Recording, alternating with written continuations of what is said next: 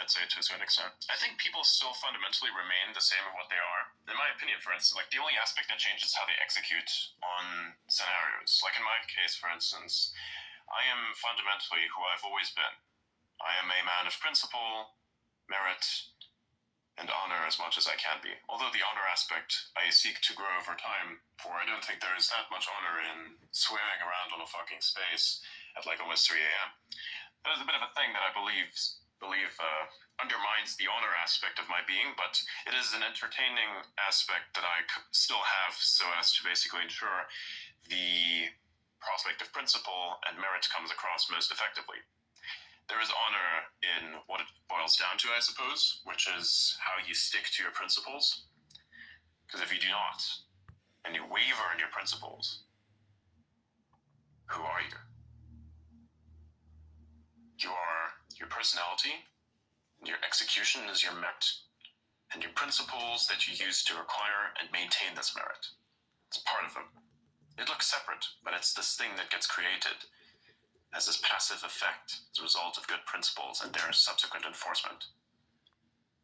Yeah, it's absolutely true that even just like the awareness that you're kind of going against what you believe or what you think is right, I think has even perhaps like physical effects on people, both short and long term. Yes, but again, the point is, who you are, your soul, remains as it is, if it's strong, or if it hasn't been broken yet by forces that are of unspeakable turmoil. And these things exist, like war. Like, for instance, how many times have you met someone, like, let's say you have a veteran, right? They've been like the Afghan war or something, and they've had multiple tours, to the point where it's like they've had multiple tours not because they were forced to fight, but because they actually chose to. Because you may leave the war, but the war doesn't often leave you.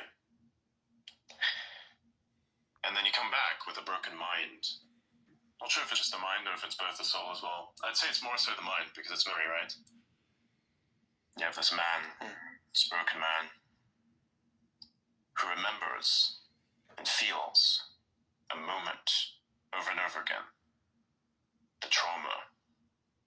Oh hey, my comrade next to me, being shot at. That guy's just got doomed in the head. You look at him. You're sitting there thinking to yourself, holy shit, that could have been me.